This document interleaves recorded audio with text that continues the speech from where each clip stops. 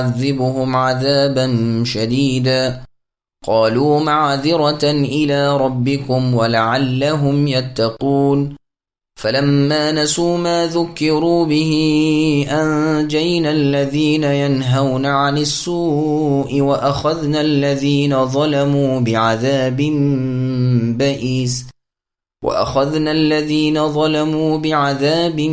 بئيس بما كانوا يفسقون فلما عتوا عما نهوا عنه قلنا لهم كونوا قردة خاسئين۔ اور جبکہ ان میں سے ایک جماعت نے یوں کہا کہ تم ایسے لوگوں کو کیوں نصیحت کیے جاتے ہو جن کو اللہ تعالیٰ بالکل ہلاک کرنے والے ہیں یا ان کو سخت سزا دینے والے ہیں۔ انہوں نے جواب دیا کہ تمہارے رب کے روبرو عذر کرنے کے لیے اور اس لیے شاید یہ ڈر جائیں۔ سو جب وہ اس امر کے تارک ہی رہے جو ان کو سمجھایا جاتا تھا تو ہم نے ان لوگوں کو تو بچا لیا جو اس بری بات سے منع کیا کرتے تھے، اور ان لوگوں کو جو کہ زیادتی کیا کرتے تھے ایک سخت عذاب میں پکڑ لیا بوجہ اس کے کہ وہ بے حکمی کیا کرتے تھے، یعنی جب وہ جس کام سے ان کو منع کیا گیا تھا اس میں حد سے نکل گئے تو ہم نے ان کو کہہ دیا کہ تم بندر ذلیل بن جاؤ۔ سامعین اب ان آیتوں کی تفصیل سماعت کیجیے۔ بنی اسرائیل کے 3 گروہ اور فریضہ امر بالمعروف و نہی عن المنکر۔ ارشاد ہوتا ہے کہ یہ بستی والے اس خصوص کے اندر 3 قسم کے ہو گئے۔ ایک تو وہ کہ ہفتے کے روز مچھلیاں پکڑنے کا حیلہ اختیار کر کے منع کردہ کا ارتکاب کیا، جیسا کہ سورہ بقرہ میں گزر چکا ہے، اور دوسرے وہ لوگ جنہوں نے ان مرتکبین گناہ کو منع کیا، روکا اور اس فعل میں ان سے الگ رہے، اور تیسرے وہ جماعت جو اس بارے میں بالکل خاموش رہی، نہ خود ایسا کیا نہ کرنے والوں کو روکا، بلکہ منع کرنے والوں سے کہا کہ ایسے لوگوں کو نصیحت کرنے سے کیا فائدہ جنہیں اللہ تعالیٰ ہلاک کرنا اور عذاب دینا چاہتے ہیں، تم جانتے ہو کہ یہ مستحق عذاب ہو گئے ہیں، نصیحت کا کوئی اثر نہیں لیتے۔ تو وہ جواب دیتے ہیں کہ اللہ تعالیٰ کے پاس ہم تو معذور سمجھے جائیں گے کہ کیوں نہیں روکا تھا، کیونکہ اچھی باتیں سکھانا اور بری باتوں سے روکنا چاہیے۔ بعض نے معذرتن کے بجائے معذرتن پڑھا ہے، یعنی یہ معذرت ہے، اور بعض نے معذرتن یعنی ہم معذرت کی خاطر انہیں روکتے ہیں، اور کیا عجب کہ وہ اس فعل سے باز آ جائیں اور اللہ تعالیٰ کے پاس توبہ کر لیں۔ لیکن جب انہوں نے قبول نصیحت سے انکار کر دیا تو جو لوگ اس برائی سے انہیں روک رہے تھے ان کو تو ہم نے بچا لیا، اور ان ارتکاب معصیت کرنے والے ظالموں کو ہم نے پکڑ لیا اور انہیں دردناک عذاب دیا۔ یہاں روکنے والوں کی نجات اور گنہگاروں کی ہلاکت بتائی گئی، اور غیر جانبدار لوگوں کے بارے میں سکوت اختیار کر لیا گیا، اس لیے کہ جزا ویسی ہی ہوتی ہے جیسا عمل ہوتا ہے۔ اس لیے وہ نہ مستحق مدح ہوئے یعنی نہ تعریف کے قابل ہوئے کیونکہ مدح کے قابل کام نہیں کیا تھا، اور نہ مستحق مذمت ہوئے کیونکہ ارتکاب گناہ نہیں کیا تھا۔ پھر بھی ائمہ کا اختلاف ہے کہ کیا ان کی نجات ہوئی ہوگی یا ہلاکت ہوئی ہوگی۔ ابن عباس رضی اللہ عنہما کہتے ہیں کہ مچھلیاں ہفتے کے روز تو بہت آتی لیکن دوسرے دنوں میں نہ آتی۔ اس پر کچھ عرصہ گزرنے کے بعد ان میں سے بعض لوگ ہفتے کے روز بھی مچھلیاں پکڑنے لگے، تو بعض لوگوں نے ان سے کہا کہ اس روز تو مچھلیوں کا شکار حرام ہے، لیکن ان کی سرکشی قائم رہی، لیکن کچھ لوگ انہیں برابر منع کرتے رہے۔ جب اس پر بھی کچھ عرصہ گزر گیا تو روکنے والوں کی ایک جماعت نے ان اپنوں سے کہا کہ ان کمبختوں کو منع کرنے سے کیا فائدہ، ان پر اللہ تعالیٰ کا عذاب متحقق ہو چکا ہے، ان کو کیوں نصیحت کرتے ہو۔ یہ لوگ منع کرنے والوں کی بنسبت راہ الہی میں زیادہ غضبناک تھے، چنانچہ منع کرنے والوں نے کہا کہ اللہ تعالیٰ ہمیں معاف کرے، ہم معذرت کرتے ہیں۔ گویا یہ دونوں جماعتیں بھی منع کرنے والوں کی تھیں، چنانچہ جب اللہ تعالیٰ کا غضب نازل ہوا ہے تو یہ دونوں جماعتیں تو بچ گئیں اور یہ چور دروازے سے بھاگنے والے سرکش گنہگار بندر بنا دیے گئے۔ کہتے ہیں کہ مچھلیاں ہفتے کے روز ساحل پر بہت دکھائی دیتی اور جب شام ہو جاتی تو دوسرے ہفتے کے آنے تک نہ دکھائی دیتی۔ ایک وقت ایک آدمی جال، ڈوریاں اور میخیں لے کر گیا اور وہاں لگا دیا، ایک بڑی سی مچھلیاں ہفتے کے روز اس میں لگ گئیں، اور ہفتے کا دن گزرنے پر جب اتوار کی رات آئی تو یہ مچھلی پکڑ کر اور بھون کر کھانے لگا۔ مچھلی کی بو پا کر لوگ اس کے پاس دوڑ آئے، اس سے پوچھا، اس نے انکار کیا، اور جب بہت اصرار کیا تو کہہ دیا کہ اس نے ایک مچھلی پکڑی تھی اور جب دوسرا ہفتہ آیا تو پھر ایسا ہی کیا اور شب ایک شنبے میں اس کو بھون کر کھایا۔ لوگوں نے مچھلی کی خوشبو پائی تو پھر آ کر پوچھا تو کہا تم بھی ایسا ہی کرو جیسا میں کرتا ہوں۔ کہا تو کیا کرتا ہے؟ اس نے انہیں اپنا حیلہ بتایا تو دوسرے لوگ بھی اس حیلے پر عمل کرنے لگے، حتیٰ کہ یہ بات بہت عام ہو گئی۔ ان کا ایک شہر تھا، اس کو ربض کہتے تھے۔ اس شہر کا دروازہ رات میں بند کر لیا کرتے تھے، چنانچہ رات ہی رات میں ان کی صورتیں مسخ ہو گئیں۔ ان کے پڑوس کے دیہاتی جو ان کی بستی کے اطراف ہی رہتے تھے اور صبح طلب معاش میں شہر کے اندر جاتے تھے تو دروازے کو بند پایا، آوازیں دیں، جواب نہ ملا۔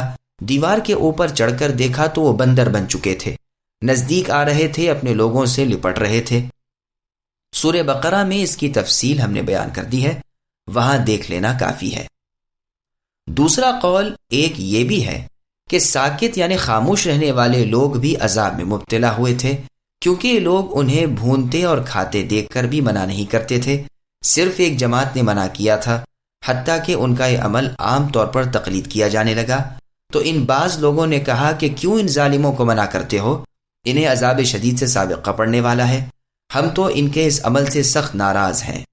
ابن عباس رضی اللہ عنہ کہتے ہیں کہ یہ 3 فریق تھے، ان میں سے صرف منع کرنے والے بچے، باقی دونوں مبتلا عذاب ہوئے۔ لیکن عکرمہ رحمہ اللہ کے کہنے کے بعد پھر ابن عباس رضی اللہ عنہما نے اپنے قول سے گویا رجوع کر لیا، کیونکہ انہیں انعام میں حلہ اور لباس دیا، اور اس قول سے تو یہ رجوع والا قول بہتر ہے کہ سکوت اختیار کرنے والے لوگ بھی نجات پا گئے تھے۔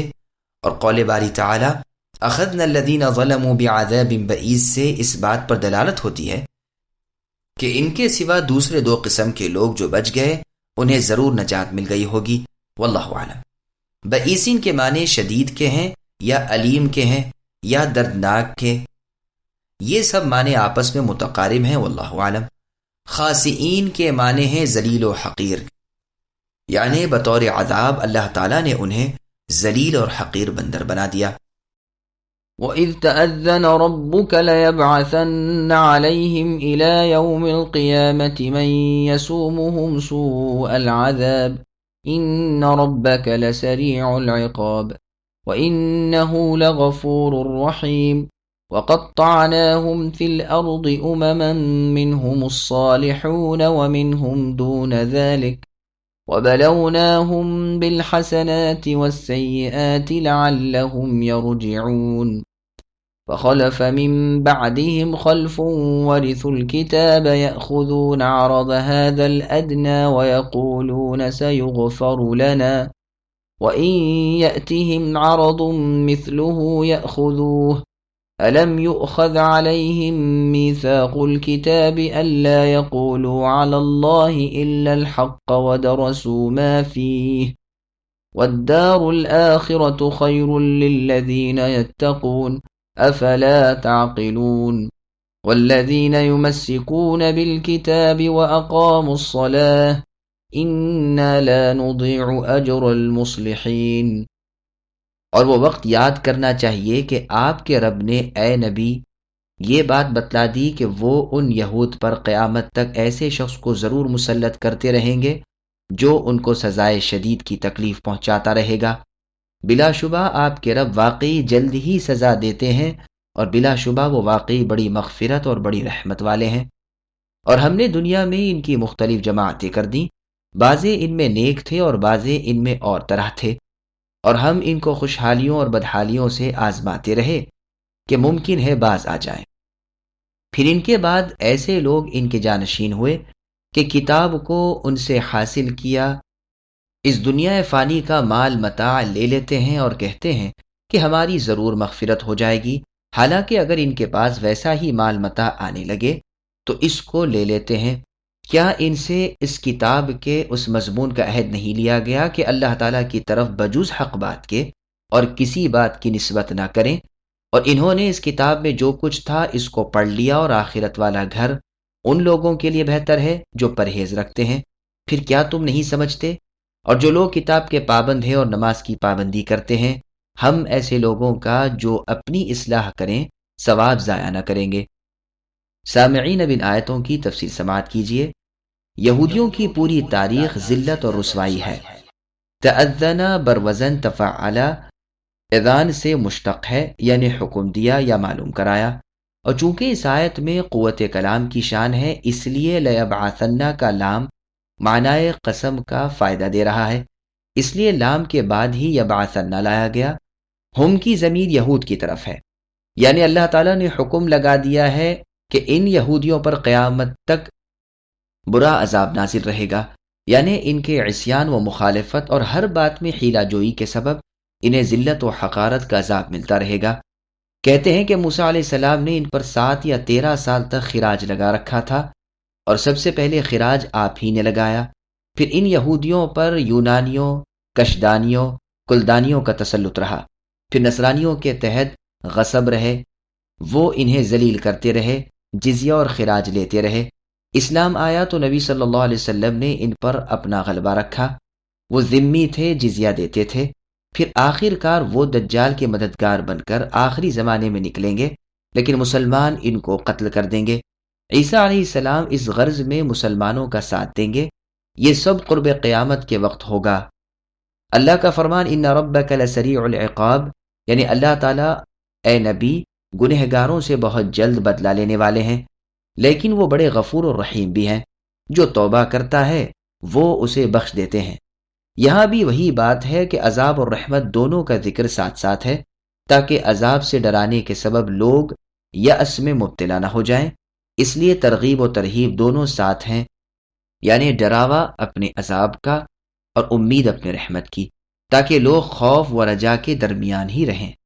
یہود و نصارہ کے رشوت خور علماء اور قاضی۔ پھر ارشاد ہوتا ہے کہ اللہ تعالیٰ نے بنی اسرائیل کو گروہ در گروہ کر کے دنیا میں پھیلا دیا، جیسا کہ فرمایا اس کے بعد ہم نے بنی اسرائیل سے کہا کہ زمین پر سکونت پذیر رہو، جب آخرت کا دن آئے گا تو ہم پھر تم کو جمع کر لیں گے۔ اس بنی اسرائیل میں اچھے لوگ بھی ہیں اور وہ بھی جو اچھے نہیں، جیسا کہ جن کہتے تھے کہ ہم میں نیک جن بھی ہیں اور غیر صالح بھی، ہمارے بھی مختلف فرقے ہوتے ہیں۔ ہم نے انہیں راحت و آرام کا زمانہ اور خوف و بلا کا زمانہ دے کر دونوں طرح آزمایا، تاکہ وہ عبرت حاصل کر کے برے کاموں سے باز آ جائیں۔ پھر اللہ نے فرمایا کہ اس کے بعد ان کے جانشین ایسے ناخلف ثابت ہوئے کہ کتاب کے وارث بننے کے باوجود اس دنیا کی تھوڑی سی دولت و شان و شوکت کو ترجیح دیتے ہیں۔ ان جانشینوں میں کوئی خیر نہیں، یہ تورات تو صرف آپ ہی پڑھنے کے وارث بن گئے، دوسروں کو پڑھایا نہیں۔ مجاہد رحمہ اللہ کہتے ہیں کہ اس سے نصارہ مراد ہیں، بلکہ یہ آیت تو اور بھی عام تر ہے۔ نصارہ اور غیر نصارہ سب حق بات کو بیچتے ہیں اور اس سے دنیاوی کمائی حاصل کرتے ہیں، اور اپنے نفس کو یوں بہلا لیتے ہیں کہ پھر توبہ کر لیں گے، لیکن اسی جیسی دوبارہ کوئی وجہ پیدا ہو گئی تو پھر حسب سابق دنیا کے عوض دین کو بیچ دیا، آیتوں میں تحریف کر دی، غلط مسئلہ اور غلط فتویٰ بتا دیا، دنیاوی جو چیز بھی حاصل کرنے کی صورت پیدا ہو گئی، پھر نہ حلال کو دیکھنا نہ حرام کو، لے لیا اور پھر توبہ کرنے کو بیٹھ گئے۔ توبہ کی اللہ تعالیٰ سے مغفرت مانگی، اور پھر دنیا کا کوئی مال سامنے آیا تو پھر ان کے قدم ڈگمگا گئے۔ اللہ تعالیٰ کی قسم یہ بڑے ناخلف لوگ تھے۔ انبیاء علیہم السلام کے بعد یہی لوگ تورات و انجیل کے وارث تھے، حالانکہ اللہ تعالیٰ نے کتاب میں ان سے عہد بھی لے لیا تھا۔ اور سورہ مریم کی آیت نمبر 59 میں اللہ نے فرمایا کہ ان اچھے لوگوں کے بعد ایسے برے جانشین آئے جنہوں نے نماز کو ضائع کر دیا، اللہ تعالیٰ سے دور دراز امیدیں باندھ رکھیں اور اپنے نفس کو دھوکہ دیتے گئے۔ دنیا کمانے کا موقع آیا تو پھر کچھ نہ دیکھا، کوئی چیز گناہ کے ارتکاب سے انہیں نہ روک سکی، جو ملا کھا گئے، نہ حلال کی پرواہ کی نہ حرام کی۔ بنو اسرائیل کا جو قاضی ہوتا تھا وہ مرتشی یعنی رشوت لینے والا ہوتا تھا، ان کے اچھے لوگ اس رشوت خور حاکم کو نکال کر دوسرے کو لاتے، اس کو تاکید رہتی کہ رشوت لے کر مقدمات کا فیصلہ نہ کیا کرے۔ وہ وعدے وعید کر کے جب قاضی اور جج بن جاتا تو دونوں ہاتھوں سے رشوت لینے لگتا اور کہتا کہ ارے اللہ بخشنے والے ہیں۔ دوسرے اس پر اعتراض اور طعن و تشنیع کرنے لگتے، لیکن جب یہ رشوت خور مر جاتا یا معزول کر دیا جاتا اور یہی طعن کرنے والا قاضی بنا دیا جاتا تو یہی شخص آپ رشوت لینے لگتا۔ اسی لیے اللہ پاک فرماتے ہیں کہ دنیا ان کے پاس آئی اور انہوں نے اسے سمیٹنا شروع کر دیا۔ اللہ تعالیٰ فرماتے ہیں کہ کیا کتاب میں ان سے عہد نہیں لیا گیا تھا کہ حق بات کے سوا کوئی دوسری بات اللہ تعالیٰ کی طرف منسوب نہ کرنا؟ عہد یہ لیا گیا تھا کہ لوگوں کو حق بات کی تلقین کیا کرنا اور امر حق کو چھپانا نہیں، لیکن انہوں نے اس حکم کو پسے پشت ڈال دیا اور تھوڑے سے روپیوں کی خاطر آیتوں میں تحریف کر دی یا ان کا غلط مطلب نکال لیا۔ ان کی یہ کمائی کیا بری کمائی ہے۔ وہ اللہ تعالیٰ سے تمنا رکھتے ہیں گناہوں کی بخشش کی آرزو تو رکھتے ہیں مگر گناہوں کو چھوڑتے نہیں، توبہ پر قائم رہتے نہیں۔ اگر اللہ تعالیٰ سے ڈرنا چاہو تو دار آخرت تمہارے لیے بہتر ہے، دنیا پر کیوں جان دیے جاتے ہو؟ کیا اتنی سی بات سمجھتے نہیں؟ اللہ پاک بڑے اجر کی ترغیب دے رہے ہیں اور گناہوں کے نتیجے بد سے ڈرا رہے ہیں۔ یہ دین بیچنے والوں کو کیا ذرا بھی عقل نہیں؟ پھر اللہ پاک ان لوگوں کی تعریف فرماتے ہیں جنہوں نے کتاب ربانی سے تمسک کر رکھا ہے، جو انہیں اتباع محمد صلی اللہ علیہ وسلم کی طرف بلا رہی ہے، اور یہ چیز ان کی کتاب تورات و انجیل میں درج ہے۔ چنانچہ فرمایا کہ جو کتاب ربانی کو تھامے ہوئے ہیں، اللہ کے اوامر و نواہی پر عمل کرتے ہیں، گناہوں سے باز رہتے ہیں، نمازیں پڑھتے ہیں، تو ہم ان کے اجر کو ضائع نہیں کریں گے۔ وَإِذْ نَتَقْنَا الْجَبَلَ فَوْقَهُمْ كَأَنَّهُ ظُلَّةٌ وَظَنُّوا